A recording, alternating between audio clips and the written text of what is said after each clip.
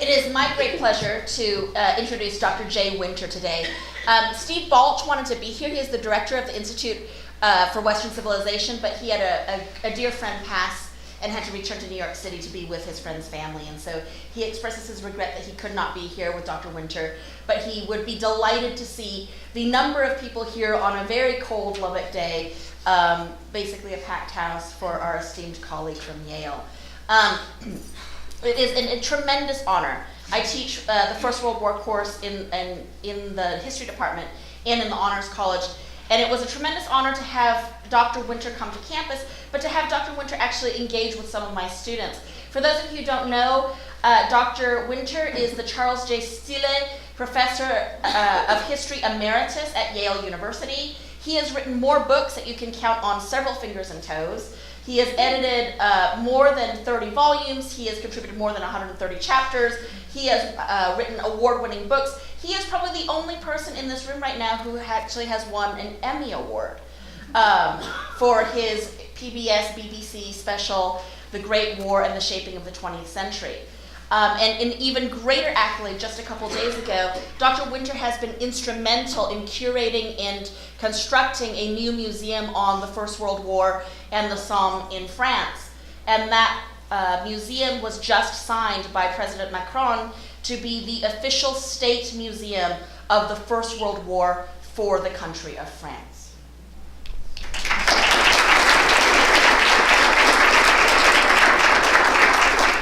Dr. Winter has been a very gracious guest. He told me to keep it short, so I am going to keep it short.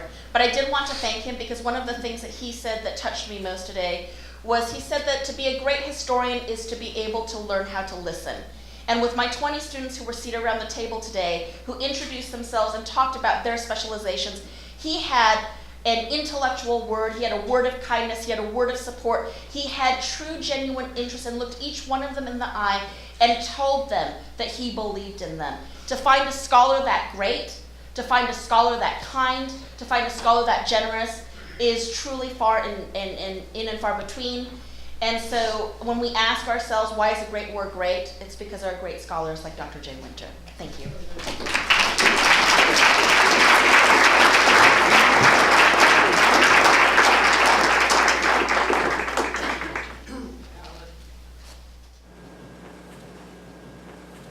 That's going to be hard to live down, I have to say. What I'd like to do today briefly is to talk to you a bit about how the First World War is part and parcel of the lives of the American population, even though most people don't know it. The reason I say that is that wars matter when they're written into family history. When family stories cross war stories, they get told and repeated very frequently across generations, especially in that great complicity between grandfathers and granddaughters that leaps over the head of that difficult generation of parents in the middle, meaning that stories of grandparents, which sometimes get treated as boring at interminable family dinners, are just fascinating when you are 10 or 12 and want to hear what Granddad did when he got to Bergen-Belsen concentration camp and so on in the Second World War. What I realized, and I grew up in New York, is that the Civil War is built into family history. It's deep, and rightly so. And the Second World War is built into family history, and also deep, and rightly so. But there is a conflict in the middle which I think needs to be rediscovered, because it's basically the shadow, the underground story of the world in which we live. And time and again, when I've spoken around the world, I've brought to people's attention the fact that the mess that currently exists is in part because of the failure to end war in 1918. The war didn't stop. It's like a hemorrhage that people put a tourniquet around called the armistice. But now, 100 years after the armistice of the 11th of November 1918, we realize that the armistice was a peace party to which almost all the world was not invited. It stopped one war, but there were others still going on. And what I want to do is to tell you something about the extent to which the world we live in is disfigured and filled with very dangerous conflicts, the character of which is incomprehensible. Each one of them is incomprehensible unless we go back 100 years. To do that requires a couple of things. Let's see if I can. First of all, it requires that we know how to use this. There it is, that's right. Now, the thing about the First World War is that it involves two places. The first one on the west is the one where the armistice mattered, where the 11th of November actually stopped the killing. It's the one Harry Truman liked to say he fired the last shot of both world wars, because he was an artilleryman in the First World War, and we know about the atomic bomb in the Second. Now, the point is that this map on the left side shows the major quarrel, as it were, military quarrel that brought the United States into the war. I'll talk about how it got there in a moment or two. It involved Germany, Belgium, France, and Britain. And because of a series of absolutely boneheaded errors on the part of the German government and military, the United States too. In 1914, the United States had no national interest. There was nothing at stake for the United States in the war until Germany, through underground, or rather underwater, U-boat warfare, and through its belligerent belligerent diplomacy, brought the United States into the war. So the left is the war that ended. That's what happened on the 11th of November. And the last line, you see the last big heavy line on the right, more or less, just near the word Belgium, the thick line. That's the armistice line. It showed that the German army signed its armistice, that is to say, it accepted a ceasefire leading to a peace treaty when it was still in occupation of half of Belgium and a bit of France. And the army that signed that was led by Kaiser Wilhelm II and a military leadership that was overthrown before the armistice could be signed. Now, Woodrow Wilson invented a category that George Bush picked up later on called regime change. It's Woodrow Wilson in 1917 who said, we cannot make peace with these dictatorial and cruel individuals who set the countries of Europe on a war footing and killed, was responsible for the killing of so many others. So another government had to sign the armistice. The army went back to Germany unified. It wasn't broken. It was defeated in the field.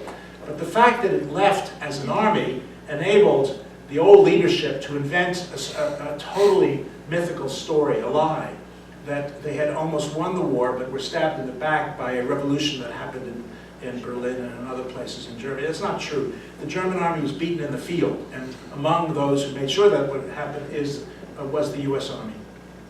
Now, the U.S. Army suffered 50,000 combat deaths and 50,000 deaths due to the worst influenza epidemic the world had ever seen. 100,000.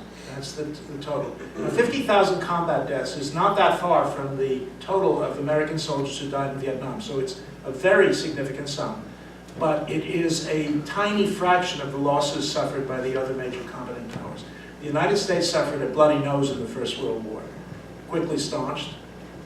The other countries suffered wounds that haven't healed till this day, and I'll try to talk about that later. So the basic point I want to make is the armistice isn't the end of the war. There are two reasons why we have to talk about the origins of the Second World War after the First World War, is that the peace was screwed up. It was one of the worst peace settlements ever put together. And the second is that the killing didn't stop on the Eastern Front. Now, what I'm going to show you is this is an enormous area from Petrograd is now St. Petersburg in Russia, all the way down to Turkey. This whole area of Eastern Europe had continuous violence between 1917 and 1924. And the violence came to an end in 1924, in part because of sheer fatigue. You know, people can fight for only so long before they get exhausted. But there are other reasons for it, and why it stopped, I'll come to a little bit later on. But peace left, war right. The war didn't stop. It was concluded as a failed military operation on the part of the German army, in one area of the world, but the war had many other different fronts, and those fronts were not peaceful. They were violent, and the difference is fundamentally this. The violence that we see is a function of the coming together of two massive transformations in what war is. The first is, after 1917 and the two Russian revolutions, war became revolutionary conflict. War became revolution, and revolution became war. And that happened in two moments of 1917. The first, when the Tsar had to abdicate in March of 1917, because Russia couldn't stand it anymore, and the soldiers of the Russian army voted with their feet against the war in order to go home and seize the land from the monarchy and the aristocracy that had kept them in serfdom for so many centuries. But the critical point is that that's not the only reason. One of them is the Russian Revolution, and the second Russian Revolution of November 1917 that put the Bolsheviks in power. And the Bolsheviks did what they had to do to live out their dream.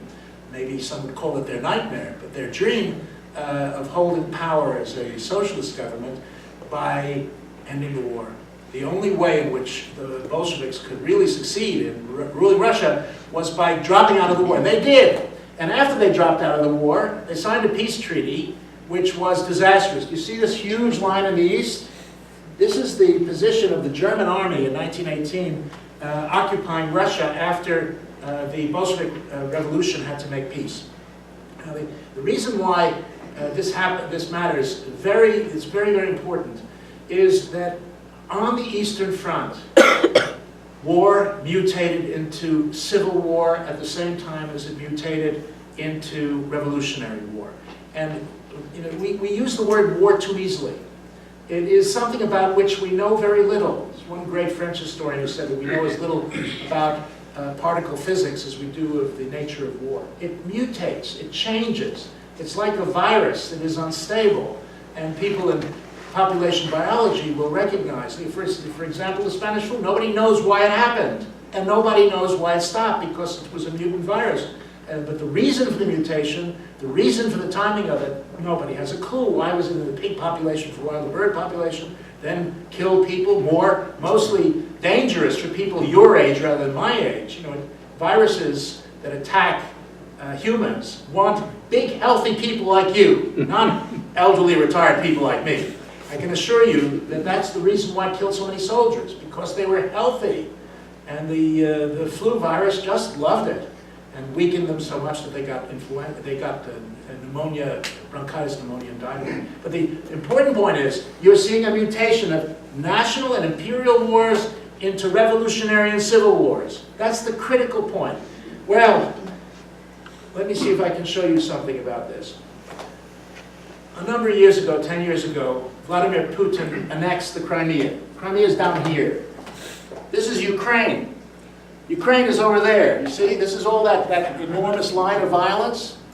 Well, Ukraine was occupied by the German army as, let's see if I can go back. You see how wide that is? That's the Ukraine, the whole thing.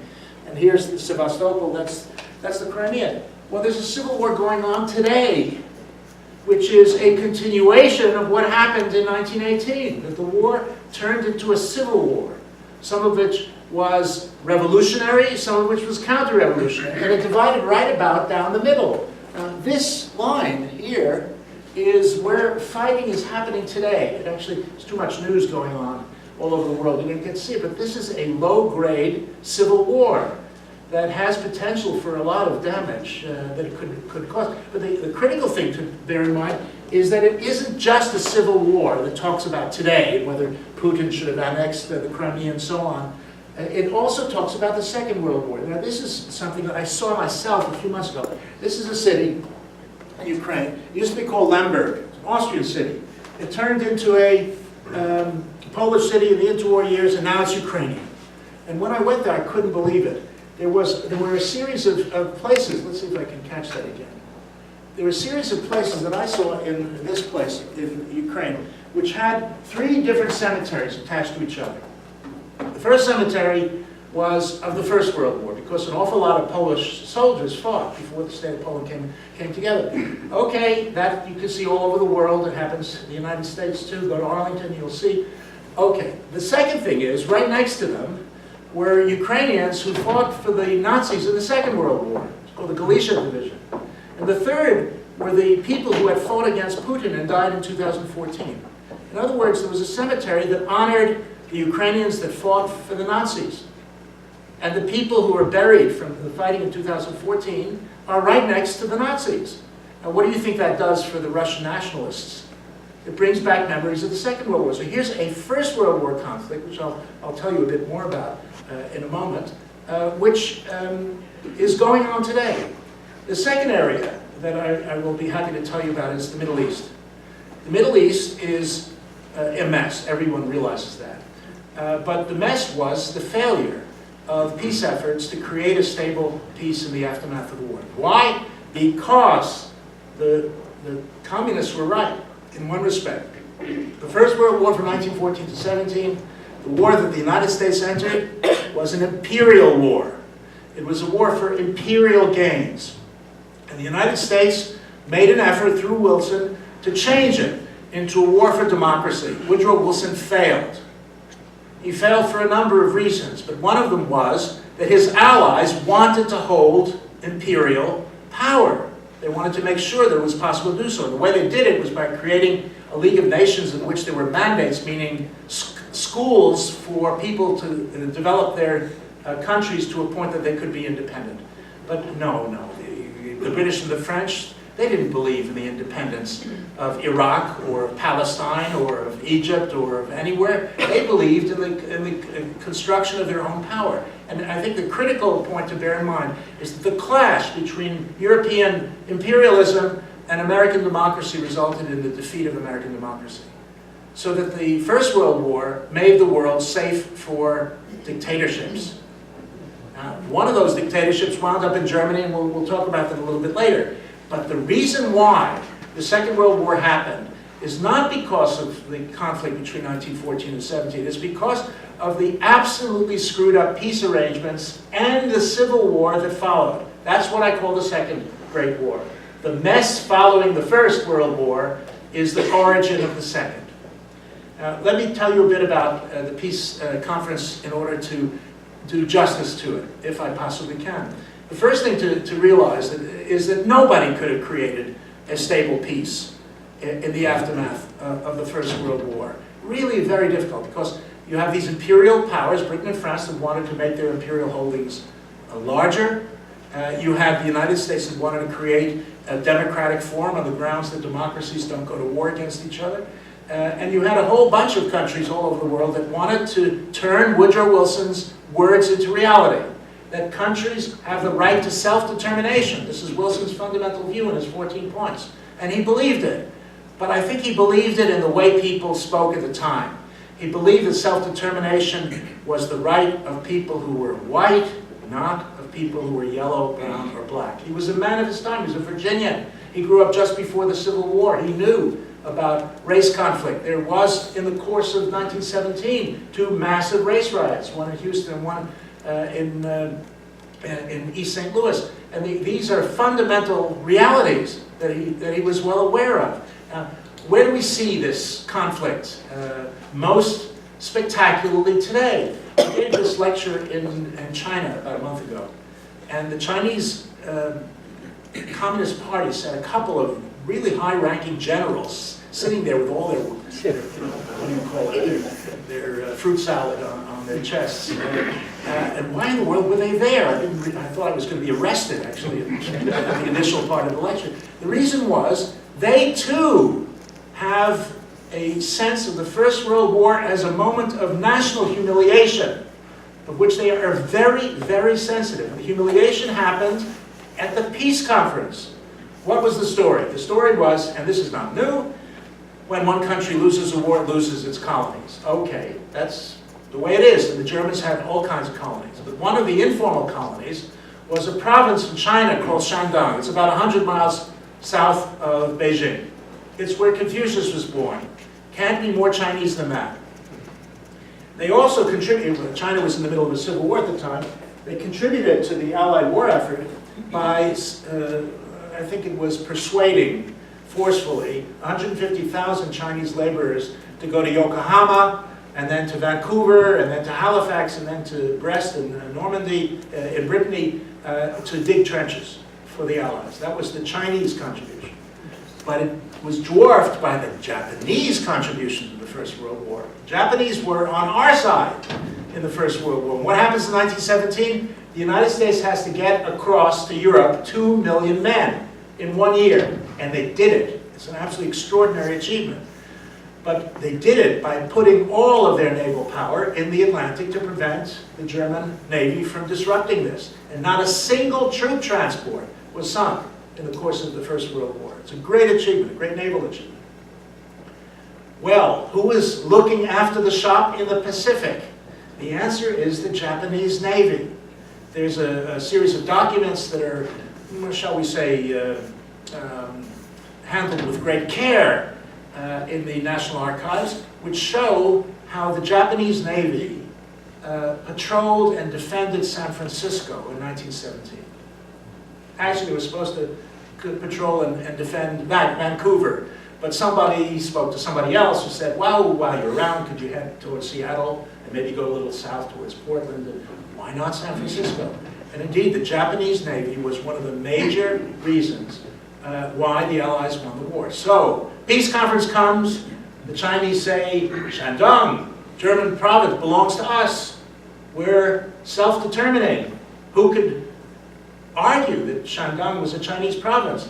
The Japanese argued, and they said, we gave more, and therefore we should get more. Out of the peace conference, we should get Shandong. And very, very interesting. Put this together with the racial issue I told you about in Woodrow Wilson's outlook. The Japanese were terrific diplomats, absolutely wonderful negotiators. They first tried a gambit. That's to say, it's a distractionary demand. What's the distraction? They wanted the League of Nations to have in its preamble a commitment to racial equality. Now that's just not what Woodrow Wilson believed in. And what's worse, he was lightweight as a racist compared to the other Allied commanders. One of them was a man named Billy Hughes, who was the Prime Minister of Australia, and he made the Ku Klux Klan look a little red. He said, basically, if this statement is approved, it will be over my dead body. I will refuse forever to believe that black people are the equals of white. And so what happens is the racial equality clause is rejected. It's rejected. So what do the Americans and the British and the French think? The Japanese come back with a second, which was their major request. We want Shandong. So instead of hitting the Japanese in the face twice with the back of your hand, they gave Shandong to the Japanese. Now the story about this has real consequences. What happened? The decision was sent back by the second head of the, not the head of the delegation, his second in command, man, the wonderful name of Wellington Koo, and he telegraphed that to the government in Beijing. Chinese government, as I said, was being torn apart by civil war, but there was a government there. And in those days, when telegraphs came, they were put on broadsheets on the side of the main telegraph office in Beijing. A very large group of Chinese students were there to hear what was the outcome of the negotiation. And when they read that Shandong was to be Japanese, they burned down the telegraph office, a good deal of European Beijing besides, and then marched to a sports stadium, which is still there in Beijing today with a big monument in it. What did they do there? They created, the day that they got that message is the 4th of May, 1919. And what did they do there? They created the 4th of May movement. The 4th of May movement is the embryonic form of the Chinese Communist Party. Woodrow Wilson is the godfather of the Chinese Communist Party. And believe me, they haven't forgotten what reason they have for feeling humiliated by the evisceration, literally, the partitioning of their own country in Jinan, where Confucius was born and so on, where so much of Japanese philosophy was created, to this day, those generals with that set of medals, they wanted to hear the story again. They didn't know the story fully. They knew about the brave origins of the Chinese Communist Party, but they didn't realize fully where it came from. And I told them. They were puzzled. They asked for a couple of my books to read. I did find thereafter that my telephone had been tapped. They want to make sure I wasn't a CIA agent, which I can assure you is very far from the CIA's mind and even further from my own. But it's a today problem. The today problem was that the First World War was an imperial war. The post-war, which created the boundaries out of which came, well, the quagmire out of which came the Second World War, was a post-imperial war. Now, it was not just a post-imperial war. It was another kind of war. It was a war of ethnic cleansing, and in particular of anti-Semitism. Now, my family comes from this town. It's called Lemberg in Ukraine. It used to be Lemberg. Now it's Lvov. No, it's not Lvov anymore. Lvov is the Polish. It's called Lviv, L-V-I-V now, for the Ukrainians. And in this town, there were a couple of major synagogues where the Hasidic movement was created. It's a big poetic, philosophical offshoot of Jewish thought, which is still very alive in many parts of the world today. And in some respects, it is one of the most interesting features of Jewish cultural life still here. And this is where it was born, in Galicia, in this part of Austria-Hungary. Well, the Jewish population of Lemberg, of this town, and everybody else, the Roman Catholics, the Greek Orthodox, the Russian Orthodox, the Ukrainian Orthodox, all of them, they all got along. There was no ethnic violence at all until the Armistice Day. And after the Armistice Day, what happens? The empires collapse. There's a vacuum. And then you get the ethnic conflict and national conflict between different claimants of the land. And in this case, it's Polish and Ukrainian. Two, as it were, paramilitary armies made up of soldiers who had deserted from their earlier units, came and demanded Lemberg is a Ukrainian town, and the other paramilitary group says, no, it's a Polish town. And both of them said, we are being undermined by the Jews. Now, there's a much longer tradition of anti-Semitism, but it's not there in the First World War. When the empires collapse, a vacuum emerges where a new kind of nationalism takes on this strange mixture of ideology that dominates the interwar years. It has four elements: nationalism, anti-Semitism, anti-communism, and a certain kind of ethnic sensibility which is independent of nationalism. So this toxic brew that the Russian Revolution as part of the world Jewish conspiracy is invented after the First World War. And it becomes the base of the Nazi and fascist movements in large parts of Europe. Not all. Italy had its own fascist movement, which didn't need this until diplomacy required something like it. But the critical thing to realize is that the Nazi movement, the fascist movement, came out of the war after the war. It came out of the crisis of 1917 to 23, and not before. Now, this, by the way, this is a good one. This is a tomb that I really saw in Lvov. I couldn't believe it. This is a tomb in which Ukrainians, I don't know if I have a, do I have, yes I do. You see this space? It was literally carved out of the inscription. The inscription says in Polish that this fellow, Gustav Molnar, died in the defense of Lvov. Now there were two armies. One was Ukrainian, the other was Polish. They fought each other. The casualties were very high, and they, at the same time, engaged in ethnic cleansing. Now the Ukrainians who live in the town found it utterly impossible, and this is this summer, I'm talking about a few years ago, to allow the word "died in defense of Lvov" to be on the tombstone. But here the graves, as I told you, of the SS division, the Galicia division, that fought alongside the Nazis in 1943, 1944. These are Nazis who are allied to the armies of 1918 to 20 and the early post-war years, and allied to the people who are fighting today. There's no hiding it. This isn't a hidden story. This is a story about how in 1918 something started in the Ukraine which hasn't stopped yet. And the collapse of the Soviet Union simply has brought it back into the center of the stage. These are the people who died in 1914 fighting Putin's paramilitaries. And oh, this is unbelievable. I couldn't believe my eyes.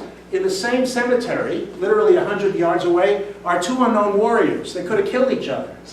One was Polish and the other's Ukrainian. They're both there because the civil war of 1918 is going on. It's not over. Half of it is in western Ukraine, half of it is in eastern Ukraine. And because of the civil war, there are those in the State Department, I won't tell you who believe that Putin was right to annex Crimea, because the civil war is a reality. And what is in Crimea? The Soviet, now Russian, high seas fleet. If the civil war is going on and your fleet is in part of it, what do? You protect it. I'm the last person in the world to defend that, that thief and murderer Putin, but nonetheless, you can understand the circumstances of international conflict in many parts of the world today are a function of a war that happened after the First World War, about which we know very little. Out of that came the Second World War, and out of that, now with the collapse of the Soviet Union, came other things. Maybe it's here. There we go. Okay, that's one side of the story. The other side of the story is ethnic cleansing. Ethnic cleansing happened in many parts of this vast swath of territory in which civil war took place between 1917 and 1923. But the worst case is in Turkey.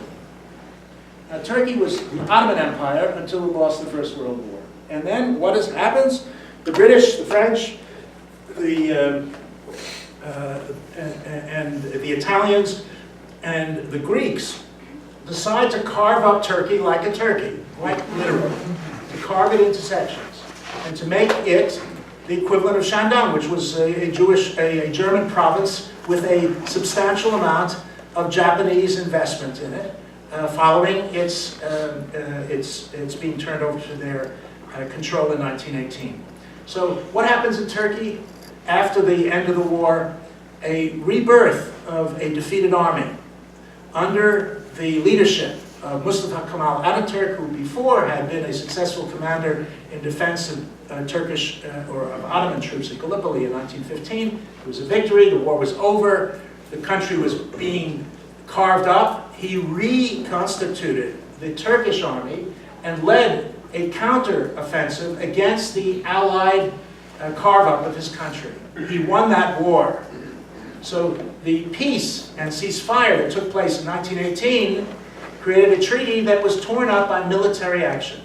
And what happened fundamentally is that when the Greeks in particular, who obviously had lived in this part of the world for a long period of time, when they came to Turkey, they engaged in atrocities against civilians who were Muslims. And so when the time came, when the shoe was on the other foot, when the Greek army was defeated completely by the Turkish army, the Turks responded in kind, creating atrocities of the same kind and dimensions and removing from Western Turkey over 1 million Muslims.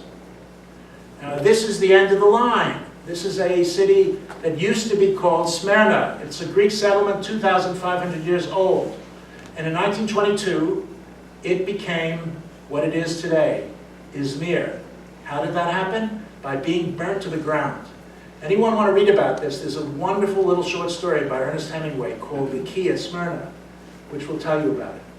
Now, look where the vantage point is. These are two French destroyers that are off the coast of Turkey.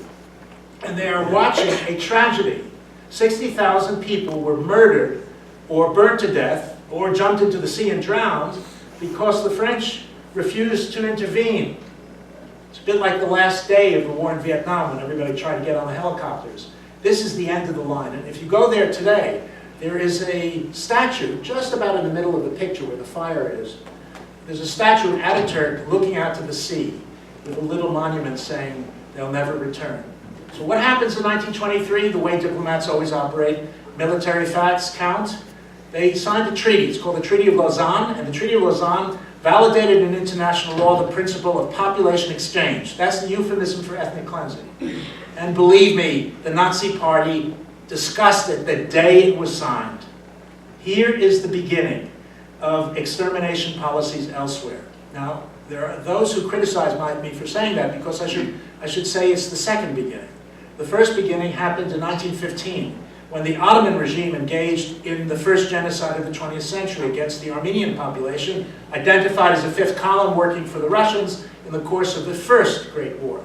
Yes, that's true, and it was the first genocide of the 20th century. But what the Nazis really were interested in was legal extermination.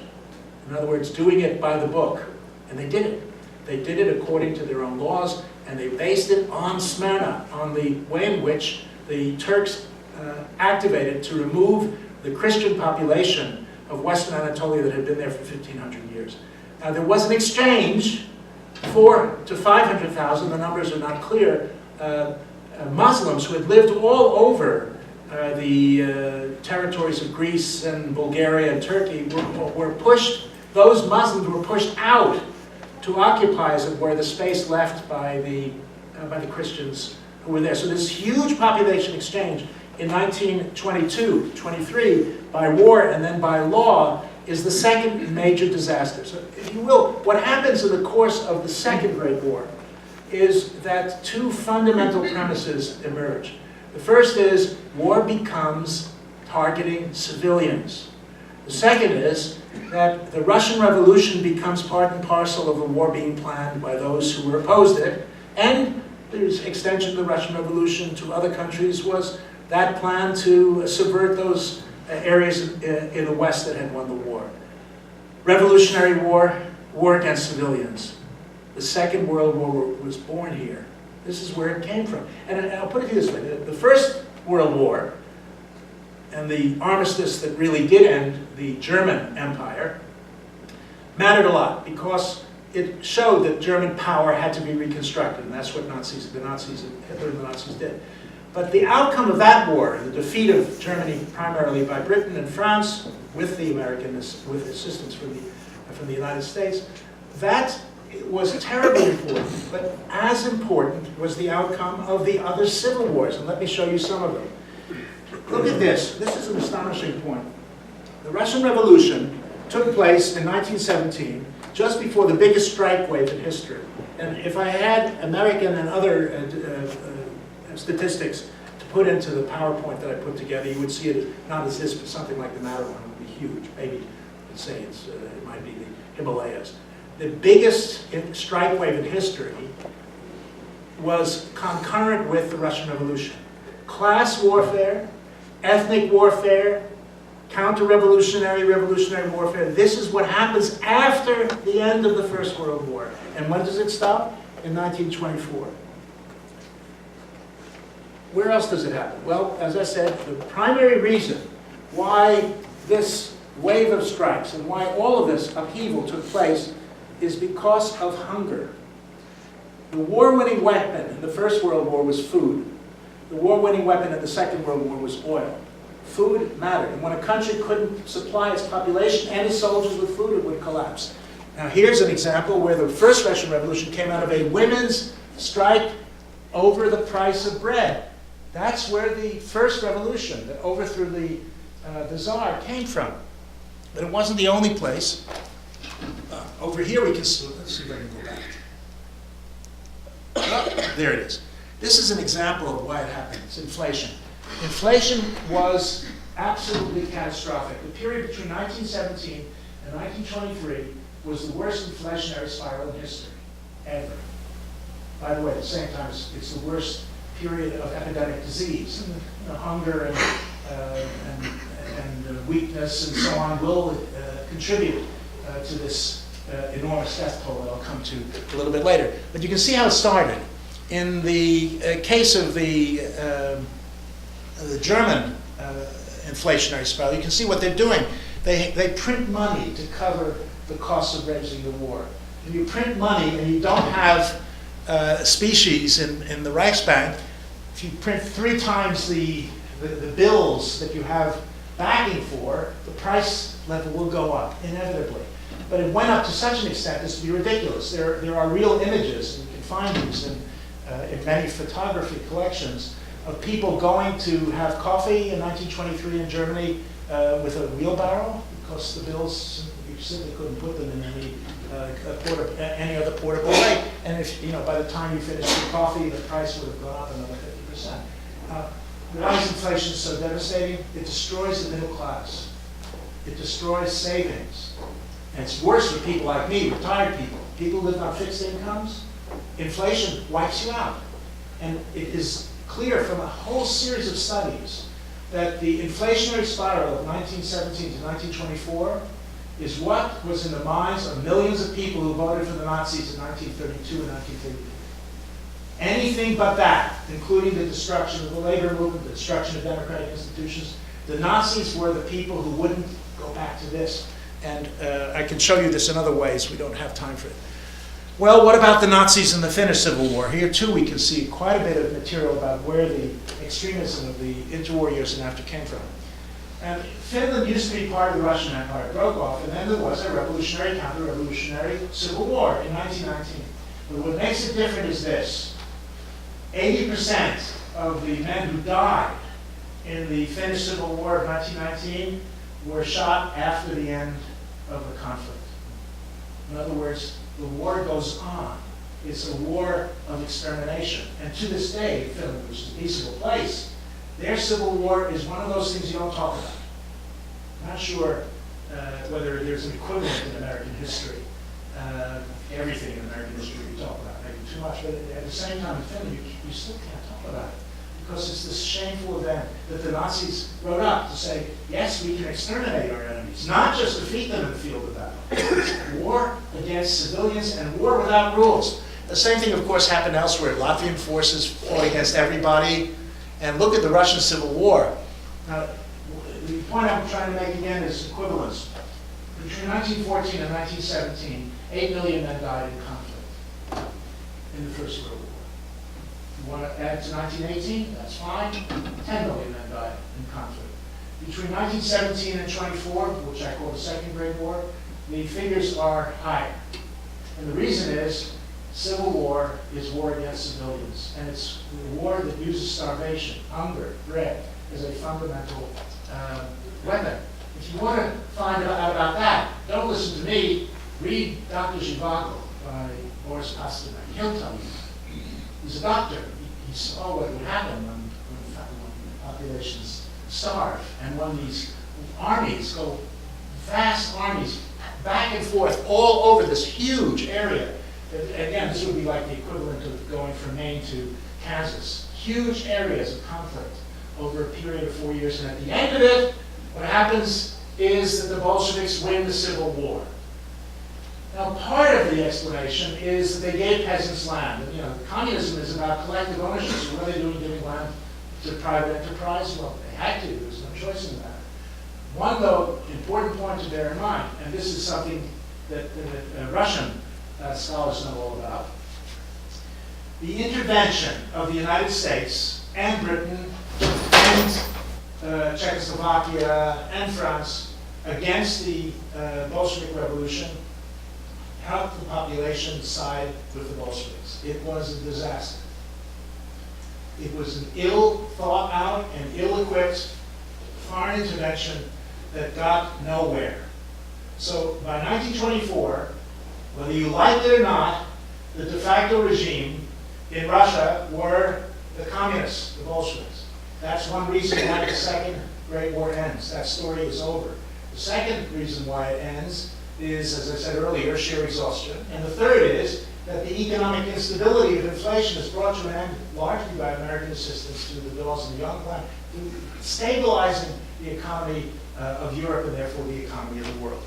Well, the civil wars involve massacre on a scale, again, which makes the First World War look, shall we say, relatively tame, because in the First World War, the armies fought on, I think, the Geneva Conventions. There were exceptions. I have no doubt about the fact that the German army in 1914 committed atrocities in Belgium. But by and large, the German army of the First World War was not the army of the Nazis. It became the army of the Nazis after the Civil War following the Great War, in the second period of conflict. And we can see these immense pictures of huge armies fighting in Siberia. There were 8,000 American soldiers and 150,000 Japanese soldiers fighting to overthrow the Bolsheviks in Siberia. These are stories that are simply left out of the history that we know. And I think if we leave them out, we can't figure out where the Second World War came from. Famine? Actually, famine is an important story for another reason. Yes, this Second World War involved the death by starvation of millions. But it also involved the very first worldwide foreign aid program. And it was done by Herbert Hoover. I always believed that Hoover should have died in 1927. He would have been a great man. If he hadn't made the mistake of running for the presidency and possibly being the lousiest president in history, his earlier history we would give him the credit that he deserves. He was an orphan, he was an engineer, he had worked in Russia before 1914, and he knew what hunger was. And he knew the Walmart solution. It's all about transport. He developed means of getting food in France and in Belgium to occupied areas where the German army didn't feed children. So American volunteers did it, and it's largely through a vast foreign aid program sponsored by the people of the United States from all over. If you go to the Hoover Institution in California, you'll see these wheat bags where wheat was sent to Russia, and the people who got it embroidered thank you notes in their own languages to Herbert Hoover. We can see it in a whole series of places. In Turkey in 1919. Here, children in Poland. That's in Ukrainian. And as I said, this is in the East Russian, Kazakhstan region. And he knew about transport. This is really what mattered. And so that inhumanity of the Second Great War, the Civil War of 1917 to 1923, produced humanity.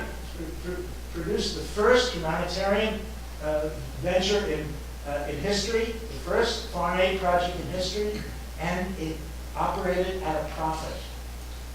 It was not done initially through the state at all. Later on, the American Relief Agency did have support from the White House, but it is a private enterprise form of the Protestant voluntary tradition. It's very much a Protestant. I don't mean to underestimate the Catholic or Jewish charitable traditions. They were there too. The joint, what's called the Joint Commission for Jewish Aid, was formed in 1914 because there was no food in Jerusalem as well. But the Protestant communities of the United States engaged in the very first foreign aid program in history, and it's dated in the Second Great War period in ways that I think are still worth thinking about to this day. Now, everybody knew that the Second Great War produced a mutation in what war is. The First World War produced a mutation in the lethality of firepower, in artillery. The first and second, mostly second, industrial revolutions, metallurgy, chemicals, assembly line production, produced the largest collection of very, very big guns and very, very big shells that the world had ever known. 1 out of every 4 shells fired on the Western Front before 1918 was a gas shell. And DuPont was only one of the companies that made a killing out of the killing. Made a lot of money out of it. But the important point to realize is that was the first of the 2 mutations of war. Exponential increase in lethality. That's why the numbers are greater than the world had ever seen before. And that's why the war is called the Great War. It's not because it's a very big war. It's because it changed what the nature of war itself. The second mutation is that war became war against civilians. And it's that which we see in the second period of conflict between 1917 and 1924. And the great Russian poet Anna Akhmatova caught this in her 1919 poem called "Why is this century worse?" Why is this century worse than those that have gone before? In a stupor of sorrow and grief, it located the blackest wound but somehow couldn't heal it. The earth's sun is still shining in the west, and the roofs of towns sparkle in its rays, while here, death marks houses with crosses and calls of the crows, and the crows fly over. And what she had in mind in a series of other poems that I could talk about a little bit later is that war against civilians means war against children. And there's something that links today's news with 100 years ago in the blackest forms. You know, these Armenian children in Aleppo in 1919 were filmed and photographed. They're the survivors. They're the ones who weren't killed. 1.5 million Armenians were murdered in the course of their expulsion from their homes in eastern Anatolia into the Mesopotamian desert in the summer, where the purpose was to get rid of them for once and for all. These children were kept in camps that are now housing refugees from the Syrian civil war. The same camps that you see on the left, I'll show you in a minute. Now, the war against children happened in the Ukraine. This time it's a war that Stalin waged against his own population. There are a lot of people who argue that the vast violence of the Bolshevik regime is an outcome of the Second Great War, the civil war that took place in the course of the periods 1970 to 24. But it's not just there, of course. The war against children went on in the concentration camps of the Second World War, and it's going on today. These Syrian refugees were photographed in the same camp that Armenian children were kept in 1918. 100 years have passed, and the legacy of the Great War is with us. War is not one thing. You know, Leon Trotsky liked to say, you may not be interested in war, but war is very interested in you. And the reason is that it transformed from what I would consider to be an honorable conflict, violent necessarily so, but something happened between 1914 and 18, which transformed it in one way. War turned from being a killing machine into being a vanishing act. Why? Because the artillery was so heavy that even when soldiers were buried in the course of the First Great War, those temporary cemeteries were blown to smithereens over and over and over again. And that's why half of the men who died in the First World War have no known graves. It's why there are tombs of the unknown warrior, because there are graves with their bodies without names and names without bodies. That's the first of the mutations of war that took place between 1914 and 18. And artillery is the source of it. But the second is the transformation of war between nations or empires into civil wars, which don't have rules, which don't have norms, and which has savagery as its defining features, and which can't be controlled in the same ways. In some ways, I feel the conflicts, that's not the right way to put it, the diplomatic arguments that have taken place since the Obama administration about what to do when the Syrian regime uses chemical warfare against its own population reveal the point of my lecture today. Chemical weapons are against the law. But there are no laws in civil war. They don't apply. They haven't applied for a long period of time, a whole century, since civil wars broke out in which savagery was the law and nothing else. The gas warfare that Assad uses against his own people was born in the First Great War. But all the other tortures and suffering of those children and many others were born in the Second. Now, out of that Second Great War, the mixture of anti-Bolshevism, anti-Semitism, radical nationalism, worship of the leader, all of those things, that's where the Second World War came from. It didn't come from the mistakes that were made by appeasers and so on. It came directly out of the failed peace and the ongoing civil wars that followed 1918. And that's why, last week, somebody at the Trump White House rang me up to try to explain to them why there was a quarrel. The quarrel was, as you know, Trump went to Paris. And they wanted me to explain why it was that Trump was asked not to use the word celebrate when he dealt with the armistice. Now, in Europe, The word celebrate is the wrong word. It's like celebrating bubonic plague. You commemorate, but you don't celebrate. You can't do that.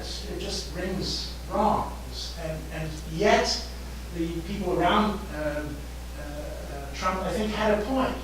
That the American participation in the First World War, because it was myopic, it was short-sighted, it saw only one part of the First World War, not the rest of it, has been celebratory. What the United States did, according to one narrative, is go in and sort out the mess that the Europeans couldn't sort out for themselves. It's not quite as simple as that.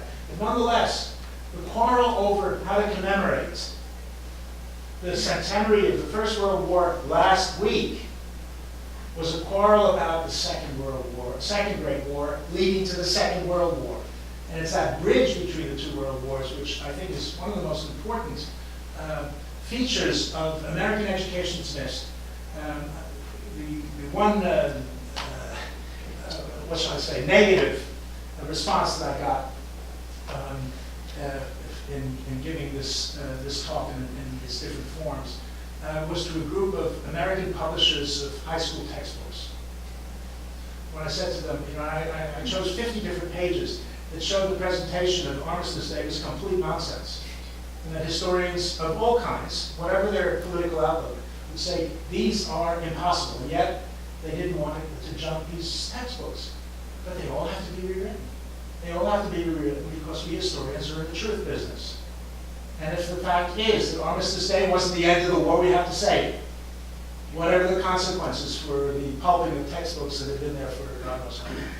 I try to point out to them and then produce new ones and sell them with some of the truth in them. That wasn't, the bottom line obviously was a serious consideration. I don't have that for moment.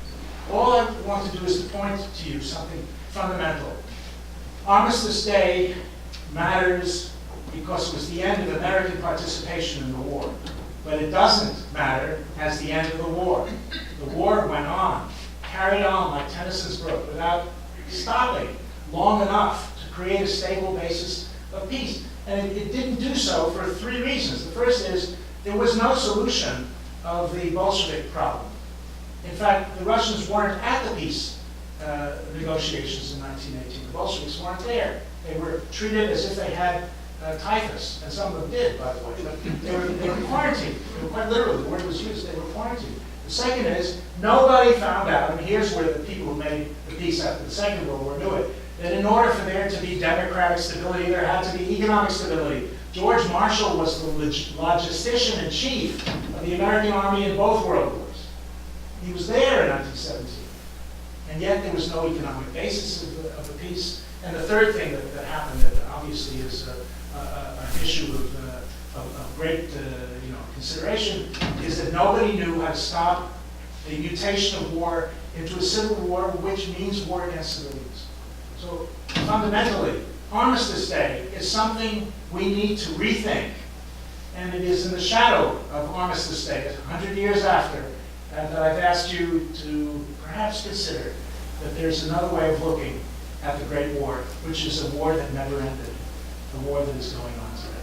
Thank you very much.